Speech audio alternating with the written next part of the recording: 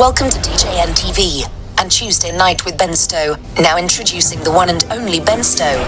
Yeah, baby! Yeah.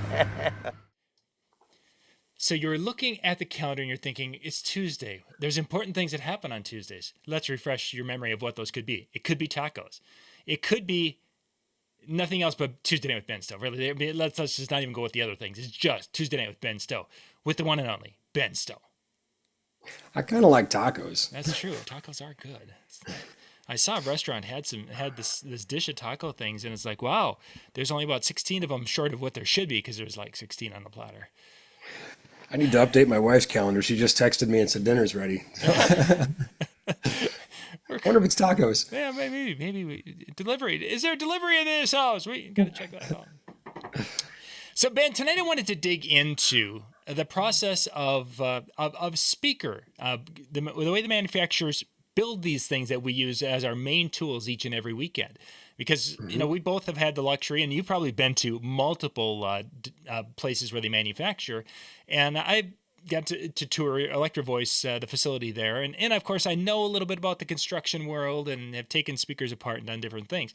But I think for a lot of DJs out there, they probably haven't, they don't think too terribly much of what all goes into that. And I really kind of wanted to just kind of pick your brain a little bit and walk through some of the things that are behind the scenes that make this voodoo sound thing happen for us each and every weekend. So first off, one of the areas I wanted to kind of start with is there's different types of components that our speakers are made of, and I'm just talking specifically the shell now.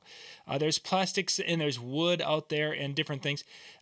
Let's kind of start there with some of that, and then we'll move into the difference, some of the things with the cones. But advantages, disadvantages. Why don't they just do one type of cabinet and call it good when it comes to materials that's made out of?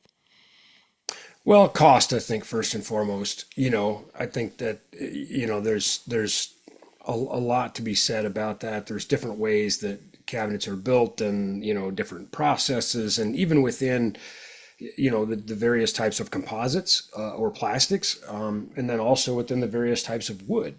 And in fact, I swiped this off the interwebs, but I did put their logo in here for a nice little plug. So in case you're looking for kitchen cabinets, nice. Let's see. It is from PA Kitchen. They just had this handy picture on.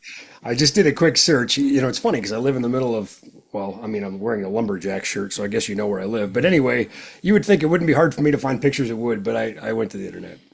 And here we can see three different types of wood that might be used in making loudspeakers. And obviously, everybody's heard the expression Baltic birch and birch plywood, that sort of thing.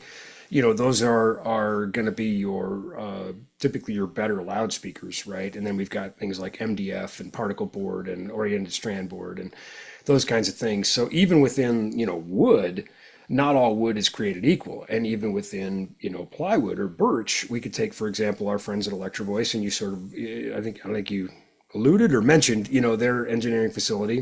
Which is, but I've gotten the chance to go tour and look at some of the different things there. So yeah, and it's world class, and it's it's one of the few in the United States, which is really cool. And of course for us, it's very close to us geographically. But I've been to several others too, and it's really neat to see how different companies have a different approach, to see how lucky Evie is to have some of the tools and resources they do, which clearly manifests itself in some of the products. But even within their line, EKX is 15 millimeter birch and ETX is 18 millimeter birch. So, even if we just said wood versus plastic, that's not really telling the whole story, But anyway, weight and cost are probably the two principal things for why you would pick, composite versus wood. So you were talking about the wood, and let's kind of go there, because this is an area in which I've spent a lot of time, because you showed the different some of the different plywoods or different types of manufactured wood, and that's what the plywood falls into that. One of the things that I think some DJs have who want to build their own speakers, just a second, I got to share a link. Is just in that you mentioned the birch plywood, but there are different plywoods out there. Some are having 12 thicknesses, where it's 12 very super thin layers. For a lot of you who've done some construction and done some things around the house, you might be looking at a 3 or 5 layer plywood.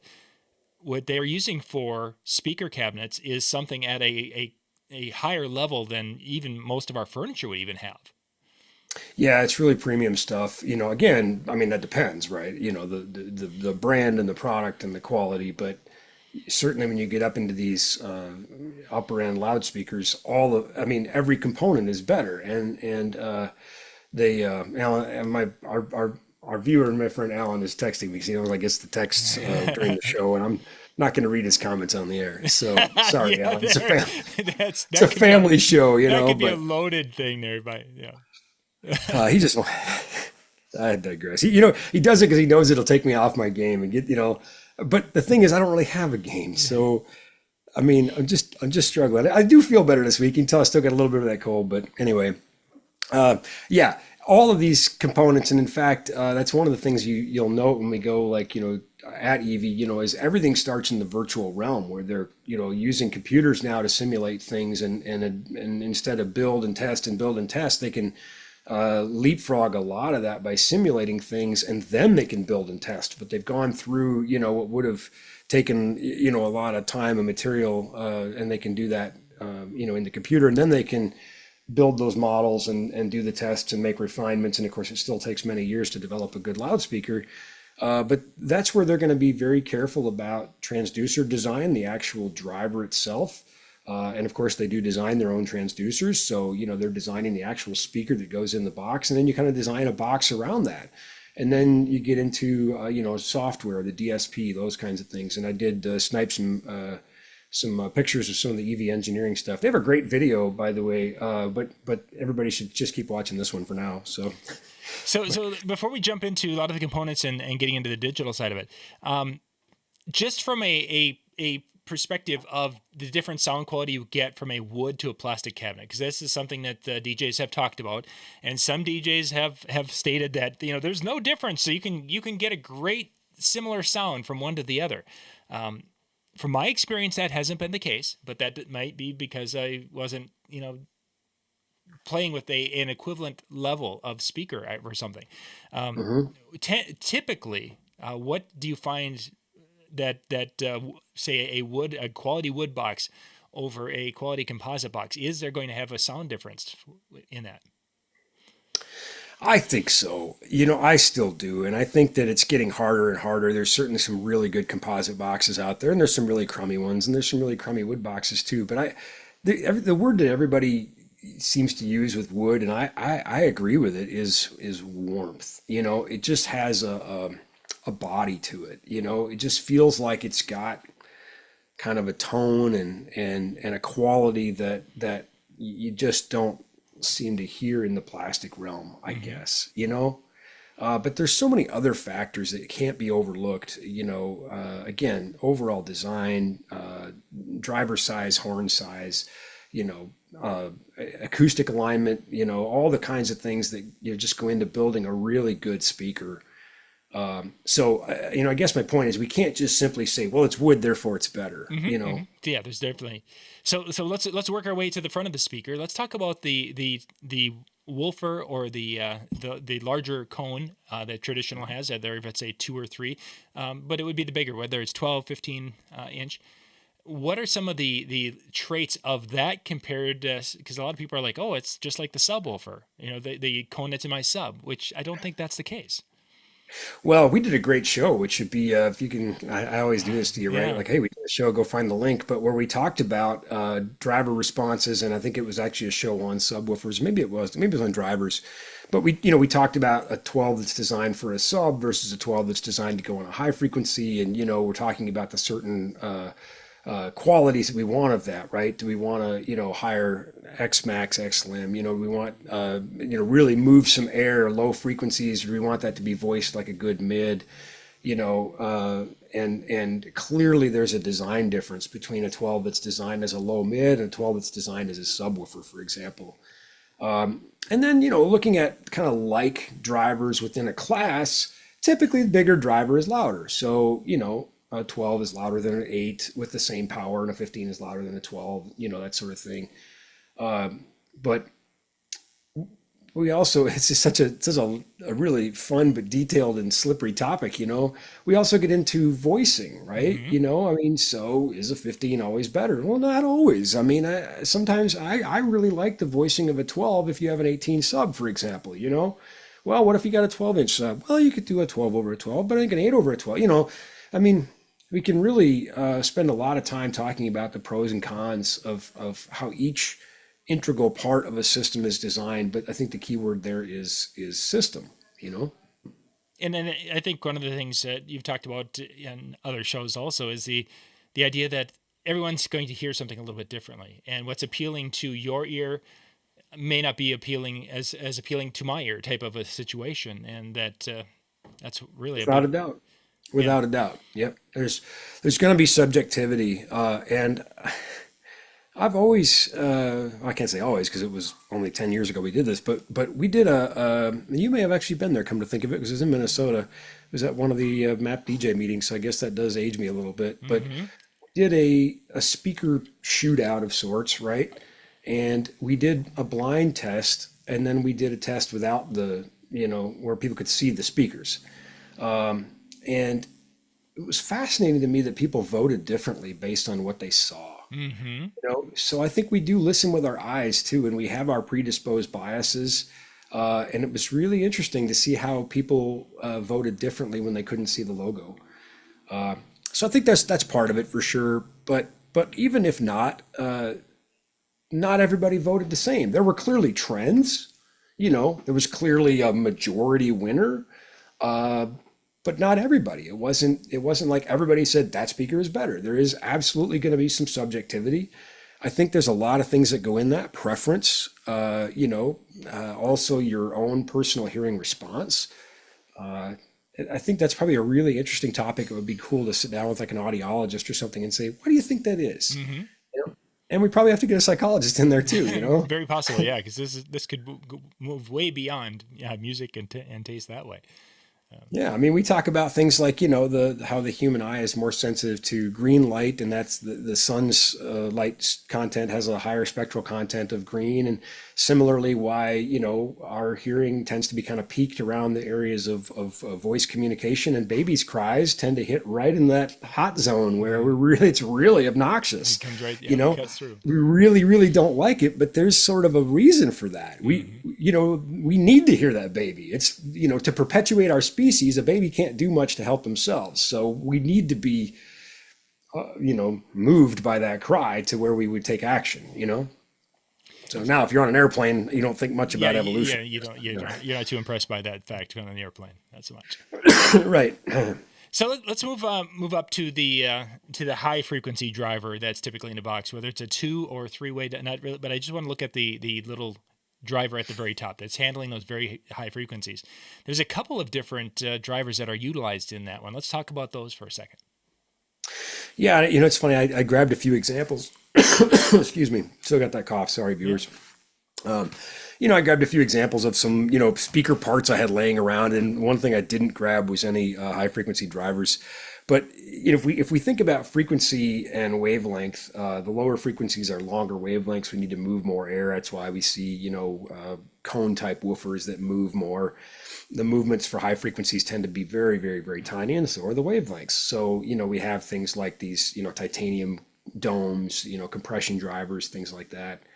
And of course, there's different types. There's soft dome tweeters, and mostly what we see in pro audio, compression drivers, that sort of thing. And then, of course, we attach them to some type of device that controls the sound coverage, whether it be a horn, or I did grab my waveguide. Any chance I get to put this in a show, Nice. I do. Yeah. So, a high frequency would bolt on here, and there'd be two halves, and this, waveguide is going to help steer that lower energy, that high frequency sound, because it's more easily blacked or diverted or absorbed. Nice. So yeah, that's a feature that are on that particular waveguide was off one of your touring pieces. It's actually the generation before what I use now. Mm-hmm. The one I use now uses a series of pins inside. It kind of looks like a Plinko game. Oh wow. But they're again, this is just science at work, and all the things that we've seen in those engineering rooms where they figured out that somehow that was better. than these aluminum pathways. This is called a Hydra, I think, is what the name they called that. But anyway, the new one, the, you know, pin gradient, I don't know. Anyway, that's the, so no, it's not off the series I'm using now. They've upgraded. So I have like a Plinko. That's interesting. I haven't seen one of those it's yet. really what it looks like. Yeah. You know what? I got to get one. I should, you know, for the once or twice a decade we do a speaker engineering show. I think I think that piece. I think I should get one. I think Yeah. that piece has been on our show at least a half a dozen times, if not more. Probably, yeah. Yeah, it's been used a few times in there. So, so let's slide over to the DSP side of things. That you know, the components can vary, of course, as we've talked about, and we can get back to the quality of the components as we go. But the last element really is the DSP, the digital signal processing, and that can vary. So let's kind of dig into that one. You know, I'm going to pull up some slides here too, and I think, yeah, I'm just gonna run through a few actually, if that's all right. Yeah, go right ahead. Because I think they kind of tell the story a little bit. So this is really hard to see what's going on here, but what we can see, that's a loudspeaker cone on the left. The big black oval, you know, is I don't know how it looks in perspective to a viewer, but you can see in the middle there's a red dot, and that's a laser beam that's pointing at that. And what's happening is as they produce sound in this driver, the laser will map and monitor the movement of the surface of that speaker. Okay. And it's going to give very precise information about what's happening with the materials. So just as we talked about the box, there's different material types, different glue types, different, you know, pieces that are used to build a loudspeaker. I think my camera window is still up here, but, you know, of course I got my little cutaway. You know, so there's all these different things that go in there, and this laser is going to help measure what happens when that speaker does its job, so then the engineers can make adjustments to that. Excuse me. And then that data, you know, can be used to further develop the box. And here we see this polar arm inside the the anechoic chamber at Electro Voice. I think this chamber is anechoic down to at least 50 hertz. Quite a ways. Those wedges are about 4 feet deep, if I remember correctly. Yeah. Yep. And so this polar arm is going to take measurements and then move the speaker precisely, take another measurement, move the speaker precisely. And this is something that actually you can't just buy off the shelf. Evie actually designed and built this robot. And again, I've toured a lot of different loudspeaker engineering facilities, and it's always interesting to see how other people do that. Especially when you don't have Evie money, because they do have a lot of cool toys that other manufacturers just don't. You know, Right. they just don't have the tools because these are crazy expensive. But anyway, here's a little closer view of that. And you know, so then you could take that information and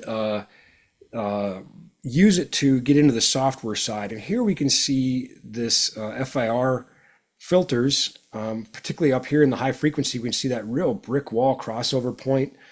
But we can also see down here at the bottom, if you can see it, where there's delays and things, you know, compensating for some of the maybe shifts in phase in the box, you know, whatever they be from. I'm so sorry about the coughing, viewers. I do apologize. Still just trying to get over whatever. Better not say pandemic. That's kind of not a good word. Yeah, it's probably not. It's like, yeah. No, it's just a cold, but anyway, it's just the last hanging on parts of the cold. And here we can see how that would be really advantageous. So this is a polar balloon measuring an XLC DVX at 630 hertz. And on the left side, you can see if that was using a conventional crossover network. And then on the right, when we look at like these brick wall crossover networks, you know, and smoothing that out, what we get, you know, is a far more accurate and smooth and linear response from that speaker, you know. So anyway, so that's how that software can be so important, is you can have all these things that we've done all along. We've designed the transducer, then we built a box around it, then we, you know, measured and tuned and modified the box, you know, and everything is as good as it can be made And then now we put in these incredibly powerful and accurate, filters, FIR and that sort of thing. And the end result we get is just really phenomenal. And if you take a, kind of an entry level box today and take it back to the 80s, it's gonna sound better than some of the premium boxes. Yeah. It's just incredible what we get today. And there was also a point I was going to make there, and I guess I'm sorry I forgot it. But anyway, just to say that, I'm sorry. Yeah, so we were doing a speaker shootout, and a guy had built his own speakers, and he wanted to see how they did. And it was really an awesome conversation. I really enjoyed it because, obviously he's got a really incredible passion for this, and I really enjoyed talking to him. But he was really blown away at the measurements when he measured his box, without these things and without these resources, without these tools. He was like, wow. It's kind of like taking your backyard, stock car and competing against a Formula One car. Sure. And you go, wow, I had no idea you guys could do all that, right? And what was cool about it is he took his lumps pretty well. I think he actually was inspired by it. I think he wants to continue to grow and improve. But it was just, you couldn't have asked for a better example of how it matters, right? That it's just, we don't just cut a hole in a plywood box and stick a speaker in it and call it a day. That just doesn't cut it in 2024, But with that being said, and because there's so many speakers out there from so many different manufacturers and such, there are some out there, and we're not going to dig into it, but there do exist some where they're basically making a box, sticking components on, and here you go. Well, yeah, there's tons and tons of stuff you can buy from China, and there's, and I don't know what those guys are doing over there, whatever, there are companies that are making very simplistic boxes and they meet a price point. Probably, the first speakers I owned, I doubt a lot of engineering went into those, I think they were, $100 a piece or something. I don't know, but, or whatever 1990s money that was, but. Yeah, that'd be $1,000 these days. But you used a phrase that a price point, and I think that was one of the big things that talking to a couple of people in that speaker world is that there's different there for different price points that they can hit, and there's the one at this price point is not going to give you the same as the one at this price point. And it's that what is it, a series of compromises? Is that how that phraseology?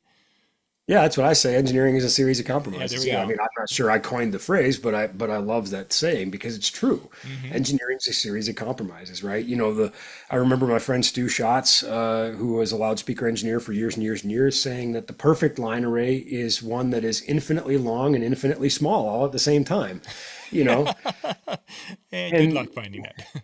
Right. It doesn't exist. At some point the theoretical, and these discussions happen within the walls of these loudspeaker manufacturers, and a lot of that cost is the R&D cost too, right? You can make a cheaper speaker by just skipping all that stuff.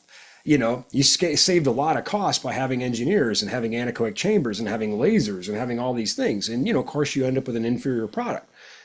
But there's your price point. But even within the walls of a place like Electro Voice or RCF or any of these quality loudspeaker manufacturers, there's arguments.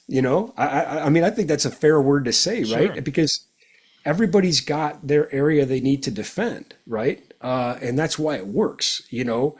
Engineering could probably build as close to perfect loudspeaker as possible, and marketing says we can't market that. The thing is, the size of a bus, and sales says we can't sell that. It costs more than a bus, So there's those compromises, right? Build us the best loudspeaker you can, make it weigh nothing, make it small and easy to carry, and make it fit this price point. And you can just really sort of imagine the engineers just, but that doesn't mean the engineers are right either. And I'm probably most closely aligned with the engineers in my heart. But if you can't sell it and you can't carry it and you can't afford it, it doesn't matter how good it is either, right? So you have to have this tug of war, right? Like we're trying to make a speaker that addresses this market and this need, and it needs to be the best it possibly can for this amount of money. And there's that, you know. And I think you're really describing the whole world of the little mini array systems that we're so happy 100%. with. It's,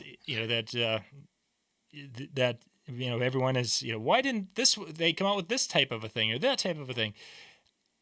I think it's really one of those situations. They're looking at the market, they're looking at the potential audience for it, and saying that this would be covering the most at this point in time in the game.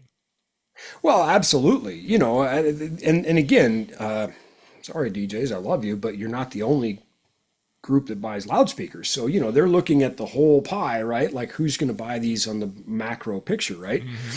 But I think you hit the nail on the head there. People have said, well, I want something like the Evolve 50, but bigger. And I'll say, well, what about the Evox 12 or the Maui 44? No, it's too big or it's too expensive. I'm like, okay. Yep. So that if EV comes out with a bigger Evolve, it's going to be bigger and it's going to be more expensive. It's going to weigh what those things do and it's going to cost what those things do. And I mean, that's just sort of the unfortunate. I wish there was a way to just make magic. And I think we have, actually. You know what? I think we have made magic, because the box that this waveguide was in weighed about 40% more than the speaker that replaced it that I use now. And the speakers I use now sound better and they're louder. So, I mean, I think we have made some of that magic, but it just isn't going to happen in like a year, So, but I think you're right, 100%. Yeah, and I think that's the part of the thing that we kind of forget, and why I really wanted to do tonight's show is that we look at it and say, well, let's take the best of this one and the best of this one and the best of this one, and then all of a sudden we've got this speaker that is, it's the perfect speaker, but first off, is it even possible to engineer it with the best of all these speakers? And then secondly, what does the price point become? Is this now, Sure, we go from a $2,000 speaker to a $5,000 speaker? And if so, who's going to buy that $5,000 speaker? Yeah, let's say, this is purely hypothetical, by the way. I just want to make this very clear. This is hypothetical. But let's say Evie said, hey, we have a replacement for the Evolve 50. It's the same size, but it does what a Maui 44 does, but it's $10,000. Nobody would buy it. I mean, maybe a couple, right? There's been speakers like that out there in the past, super high-end, niche-y stuff. Yes. And that's what it is. So I think it's like, if you're a mass market speaker manufacturer, like Electro Voice, RCF, JBL, DB Tech, QSC, whatever, if your intent is to sell hundreds of thousands of these, that has to play into that engineering discussion, right? Because again, you could have a niche project and say, hey, we got these things. I mean, I can tell you, even within like Adam Hall, I didn't mean to skip them. Sorry, LD Systems. I mean, I guess I did mention the Maui, but they have their P900, which was designed in partnership with Porsche. And it weighs about what a Porsche does, and it costs almost what a Porsche does. It's expensive, yeah. We don't sell very many. I mean, on a percentage basis, their other speakers outsell that significantly. So, it's just, anyway, engineering is a series of compromises. It's a great way to say it. Very true. Got a good question here from Philip, and we got a lot of folks watching tonight, so thank you for being with us. But Philip had a question about who's the biggest market segment when it comes to portable speakers. Who do you imagine is buying the most? Portable speakers? Yeah. I would say, musicians are a significant part of that marketplace. A lot of them are also crossover for small install. And once you get into, actual pro install, that's a whole different realm, of course. It's a whole different world, DJs are a significant buyer, but I think that's where, a lot of, I'll pick on our friends at Evie because I do really like Evie, but, when they came out with the Evolve 30, DJs said, what's this? And of course it's been great for ceremonies and a lot of DJs love it, but love DJs were like, why is there a guitar player in the ad? Well, either because EV's morons and they didn't know what they were doing, or they Or figured out that, yeah, or their marketing team of this, $2 billion division decided that, that was who the market was. So I like to look at it from the standpoint is that DJs will see a guitar player but they'll look at the speaker and say, "Ooh, if it works for a guitar player, I can use it." A right. guitar player would see a DJ with the speaker and be like, "Oh yeah, I don't know. It's a DJ speaker. I don't want to deal with Might be something like that too, but I think, Yeah, can't we all be friends, right? A lot of DJs are musicians, I mean, there's quite a few, but I'm a failed musician, I think to call me a musician is insulting to musicians everywhere, but so of course, the different lines, of course, or different speaker companies have different lines. Pretty much that's across the board for the main manufacturers and such. How important do you think it is in this day and age to have such a diversity in their line from a more of a entry level type to a more high end, or have the days of basically a company puts out one speaker and this is our, do they have to be that diverse nowadays? I think it depends on the company. I think it depends on how serious you are about addressing a market. I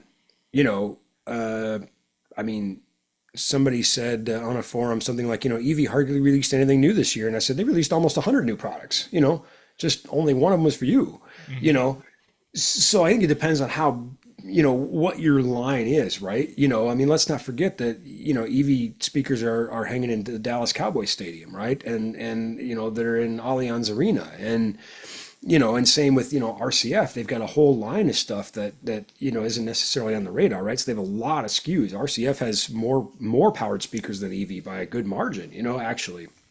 And then you look at other companies and you're like, wow, they really only have kind of one powered line, So I guess it comes down to your business plan, your business model, your priorities and how you're going to address the market. It wouldn't be for me to say, how important it is. I think that's for that company to say how important it is. So when you have a customer is calling saying, "Hey Ben, I want to look at speakers, or I'm looking for some new speakers," how does the having of multiple lines within a company, and again, we're most familiar with Electric Voice because we talk about those a lot, but is that a benefit for you as a salesperson to be able to help them? Absolutely. Okay. Well, first of all, I'm not a salesperson. Let's just as a person, I help. Yes, a helper, I do make sales and I do help people buy things, but I really, first of all, I'm not paid as a salesperson, but second of all, I don't think of myself as a salesperson. I think of myself as an engineer and someone who is simply finding solutions to, challenges. So if there's any salespeople watching, I'm sorry if my response offended you. It's not at all. I don't think of myself as a salesperson, and I don't wake up every day thinking, I got to sell something. I wake up thinking about the problems that I'm going to solve. But that being the case, it's very helpful to have a lot of tools in the toolkit. And the fact is, there's a lot of great speakers out there, and I've got a whole line of them to choose from, not just Electric Voice, not just RCF, not just DB Tech, not just EAW and LD Systems and JBL and QSC and Yamaha. And, we carry almost 300,000 products. So that gives me a lot of now. And thank you, Alan. He says, he just texted, he said, I agree. You're not a salesperson. You're a problem solver first. I'll read that text on the air. There you go. There's one. He's got his one for the year. There you go. You got your text on the air. You happy now? But thank you for the kind words, Alan. I think that, I don't have any motivation. I do have biases. I'll admit every person does. I have biases that are based on how helpful that company is going to be if there's a problem, what their experience has been or what their track record has been with products. I mean, I certainly have biases, and in some ways I feel obligated to bring those forward in a conversation because I think that's why people are asking me. Mm-hmm. But at the same time, I always try to walk that back a little bit and say, there's a lot of good choices out there, really. And the truth is, like, I don't get a toaster oven if I sell more of this or more of that. I don't get a commission or a spiff. I mean, sometimes we get swag, right? I got EV shirts and RCF shirts and whatever, but those aren't enough to motivate me to push one speaker. Sorry, I mean, keep sending the swag. Don't get me wrong, but but I'm just saying, like, those things don't sway how I feel about a product's build and integrity and quality and performance, all those things are what sway me. How happy do I think the customer is going to be when they get this? Because, you know, when all the talking is done and the speaker gets delivered, then the proof's in the pudding, right? For sure. I mean, you got the speaker in your hand. So I think Ben, and I'm gonna, you can agree or whatever with this. I think from what I have seen, knowing you for years and being with you at DJ conventions and such, I think one of the parts of this whole part of being that helper that you really appreciate, and I think that hits home for you, is when you're at a show and someone comes up and says, hey, Ben sold me my sound system and it absolutely is perfect for me and it kicks butt. And it was a great, and thank you, Ben.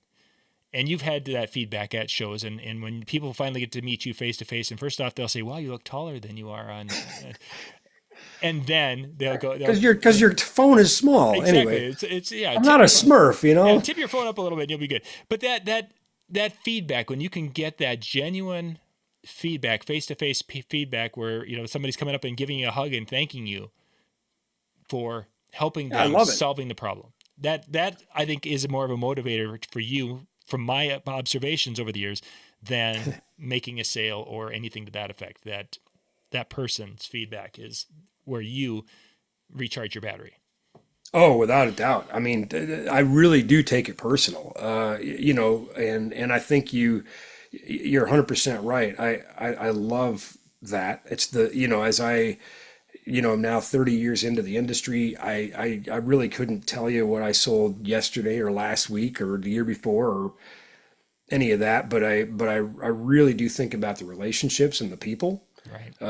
And the more that I begin to contemplate my next act, be that retirement, whatever, and it's probably 20 years away, right? But you and I are in a part of our lives where we start to think about different things, For sure.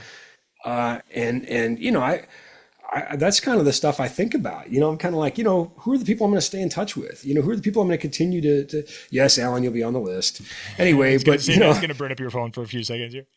But I mean, you're right. And so when things don't go well, I take that personal too. And I think you have to be willing to take the good with the bad, right? It's sort of like, DJs say, well, if somebody says we're awesome, we believe them. If they say we suck, we're like, that guy's a moron. Yeah, they're an idiot. Yeah. But no, I think you have to take both, and you have to hear both. If somebody says, hey, you missed on this. This didn't do what I wanted it to. It didn't work out well, whatever. I take that probably even more personal than the compliments, Sure. right? You really think about, how did I miss? What was the circumstance? What was the situation? Why didn't that work out? Did they not give me the information in a way that I understood it? Why didn't I seek clarification? Like, how can I avoid that, right? Because it's sure a lot better to get the hugs, Mm-hmm. But yeah, you're right. I thank you for saying that, John. That's really nice, and I appreciate that observation. I really do. I really do value people's feedback, and it's not because I'm seeking affirmation or validation. I probably am, but I think it's really more about being sincere. Mm-hmm. I wanted that outcome to be happy. Right. I wanted them to rock it and have a good time, right? That I think is what drives it. It's sort of like that's the scoreboard, where you're like, all right, that one worked. Yeah, and I want to be undefeated. Let's talk a little bit about mounting, whether it's a pole mount or flying speakers. Generally, depending upon the lines and different things, there's different ways in which people can put their speakers up, we'll call it, for a generic way. Does that matter when it comes to sound quality and different things? And how does the mounting apparatus affect its performance? Well, here again, it's all part of the equation, right? So now you got the speaker that has to weigh this and sound like this and cost this, and it also has to be mounted, or rigged or whatever, right? So that is always a factor, right? I remember a conversation with an engineer about a loudspeaker, and I said, it needs a handle over here. Oh, we can't put a handle over there. I said, well, how are you going to put it up on a pole? And I watched him try to do it, and it was pretty awkward. I'm like, see, but well, it's going to cost more and it's going to change and then the cubic spit in the box and it's not going to sound right. And I'm like, you still got to lift it. So those are all factors. And just yesterday, I de-rigged one of the more loudspeaker clusters I've ever done in my life. It was one that we replaced. We put up a new system, and part of the contract for this install was to take this system down. And I was really, really happy when it was all the way down slowly. In fact, the executive director of the arena said, "How long is this going to take?" And I said, "Well, it could take a couple hours, or it could take a couple seconds. I guess we'll see." And it was, so that's something you got to really take seriously too. And I have one more slide. And here again, engineering costs money, takes time, but that's really important, right? So this is a shot of well, you can see the Electro Voice logo. Destructive testing to see what how the various parts of this box will perform. When you say a box is flyable, and you can see they've got looks like an M10 fly, shoulder eye right there, fly bolt, but eye bolt. But you don't just do that willy nilly, and there's safety factors involved. If it breaks at 1,000 pounds, then it's rated for 1/8 of that or 1/10 of that, so it's rated at 100 pounds. Okay, But all those things have to become a part of that, right? Because they also add to the cost and the weight and change the acoustics of it. And, if you have rigid rigging structures, that may change how the box performs acoustically, and then, back to the test, right? So we've got to work around that now, So kind of flashing back to when we were with the audio symposium down at Electro Voice last year. Am I remembering it correctly when they were talking about the process of building a speaker is that they do the design, as you were saying, and putting some prospects together and get an idea of what it can do in the digital realm. And did they say that they 3D print the first generation, in essence, what the box could look like, and then they can do some basic testing with a 3D print before they actually start to try to do prototypes?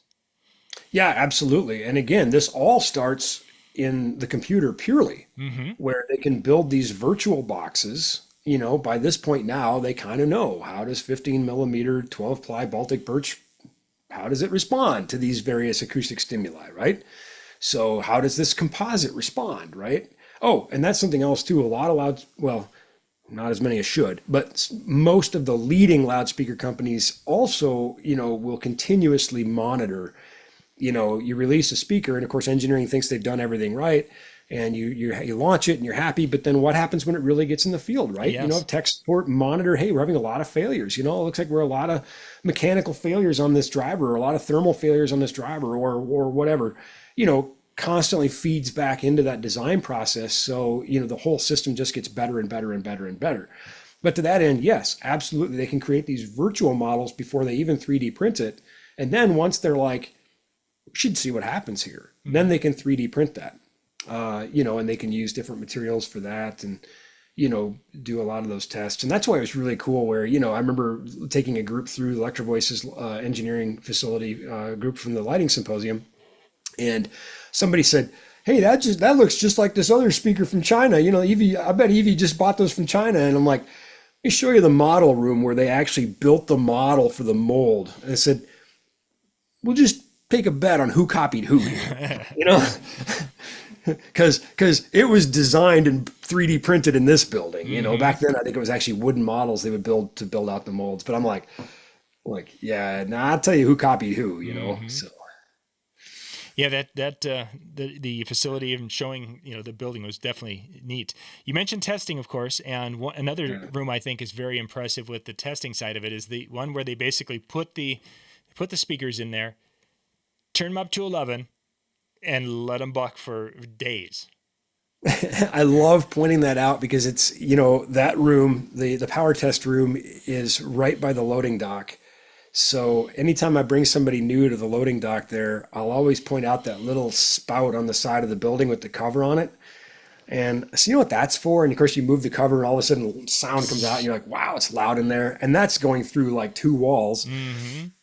And they're like, no, what's that for? And I said, that's a water drain. In case something in that room bursts into flames, they can, sprinkle it to, and there are burn marks all over the floor and burn marks all over the wall. I mean, they're not playing around, they test things. And now, of course, again, years and years of data, they've got this content that they know is going to be very, very hard on a loudspeaker. And they do turn it up to 11 and they really, really, I mean, yeah, I'm trying to think of a way to illustrate this to somebody who's just not been in there. Well, the easiest way is that there's 2 doors to get into that room. And when you're outside the first door, you can hit, is there something going on? And you open that first door and it hits you.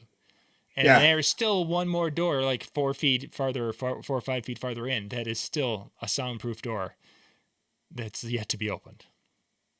Yeah, and you really can't go in there. It's almost unsafe for humans to go in there. Yeah. That's how I actually do have a picture from inside that room. Oh, we didn't get to see that because it was, it's not it's not a good picture because most of the stuff that's in there, they don't let you really see. I actually put this picture because you could see the difference between like a cast frame woofer and a stamped steel woofer. That's kind of my thinking. But yeah, basically this is now they're doing this on a component level, right? They put these drivers in there outside of boxes and they're just going to burn these up, to see what caused failure. As my friend Ethan Wetzel says, he says there's 2 reasons a loudspeaker fails. Help, I'm on fire, and help, I can't move. So, or help, I move too much. Whether it's a mechanical failure or a thermal failure. But again, they just constantly continue to inform the process and improve it. And any of your really good loudspeaker companies do. And as we said, Evie's lucky. They do have a lot of, I don't want to say toys, but tools that other companies just don't have the money to buy. But everybody's kind of found their way. There's another company, I'm not going to say who, because I don't, so my mom said if you can't say anything nice, right? But where they didn't have an acoustic anechoic chamber. My brain is struggling today. I'm so sorry, but they didn't have an anechoic chamber, so they would they had this long arm that stuck out of their building on the 2nd floor. And they would run speakers out there, kind of like the old, hay lift, and then they would take gated responses off that speaker in their neighbor. I'm sure they were very popular with the neighbors, but they couldn't afford an acoustic chamber. So anechoic chamber, my goodness, that's the 3rd time I've said acoustic chamber. Anechoic, no echoes. Anyways, so you could just sort of think, well, what else can you do? Well, get it in as much free air as you can, and let's try that. And it's out the 2nd floor window on a clothesline. It was really pretty wild. I mean, I remember being in this place and I thought, and and I was in another US loudspeaker manufacturing engineering company that has basically a room with like mattresses on the walls. It's really kind of low tech. I'm like, I'm kind of like, it's not an anechoic chamber, but there, I said it right that time. You did. Finally. But those things, to build that anechoic chamber now would be, I don't know, $5 million probably. Yeah. Somebody had mentioned, because there was 2 of them in Minnesota, and they were talking about the other one the other day on the news, and the price of that was huge into that 7 digits. It's like, really? And you got to sell a lot of speakers to pay for that, right? So, if you can get by with not quite as good as speakers and you can just stick mattresses on the wall, well, go for it. It's really hard. I mean, they're giving me the tour, and having been in the anechoic chamber and seeing some of the other facilities, I was trying really hard to, I'm like, oh yeah, that's good. Yeah. Yeah. Okay. Yes. Bless your heart there, that kind of a thing.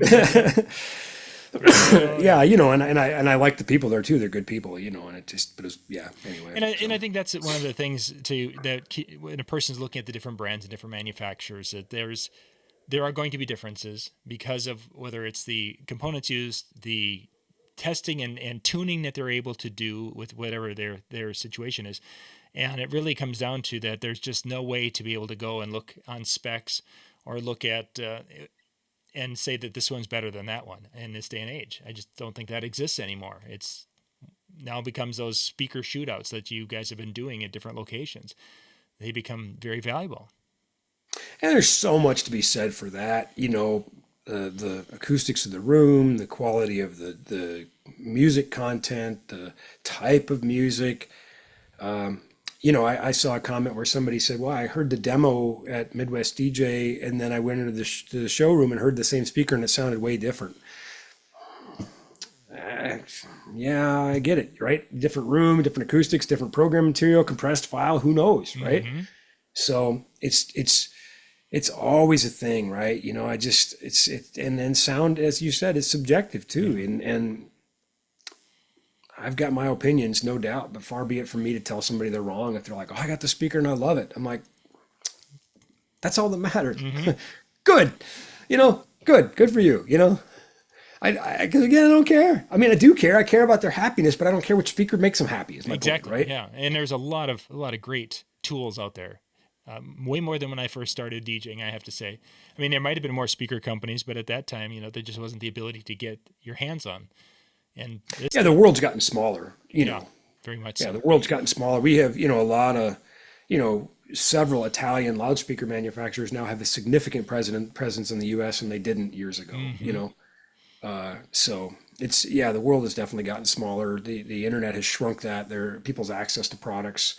But I remember walking through NAMM 10 years ago and just sort of commenting as I was walking to my next meeting, commenting to a friend of mine who's a rep in the industry. And I said, is there enough business for all these speaker companies? And he said, no. So, sooner or later, there's going to be winners and losers, just like there always is, just like automotive, and these things tend to cycle. We're kind of in a new cycle there. There's a lot of new electric car makers, right? And I don't know. That's all over my head. I'm just a sound guy, Yeah, we're just doing the DJ talk tonight. Ben, we got to wrap things up, my friend. Thank you much for your insight and knowledge on that world of speaker manufacturers. If you guys have got some questions, if you're looking to upgrade or do anything like that, the link for the NLFX Pro website is down in the description of this video. You can go out there and check that out and get the phone number. Give the crew up there a call. Kyle or someone up there will be able to kind of walk you through. If you get lucky and Ben is actually in the office, because he's always a busy man. I mean, you don't wear flannel shirts that well by sitting in the office all the time. I don't know what that's. Yeah, but thank you for that. Yeah, I like to be a man of the people. I like to be hands-on. So. But yeah, when you get a chance, because Ben's going to be traveling around and doing because you guys, there's a few shows you guys are going to so you're going to be a busy man again in the rest of the year. So take the chance if you can to talk to him and pick his brain. He will help you as much as he can with that. Excellent. Ben, again, thank you very much. We'll catch you guys next time. Up next, DJNTV.com/chill, the Tuesday Night Music Show. Brian and Jay and the crew are going to be in there talking music. So again, DJNTV.com/chill. That link will be in the description or the comments of this video, and you can click that in just a little bit and join them in about 10 minutes now. So we'll catch you guys next time. Good night, everybody. Thanks, John. Bye.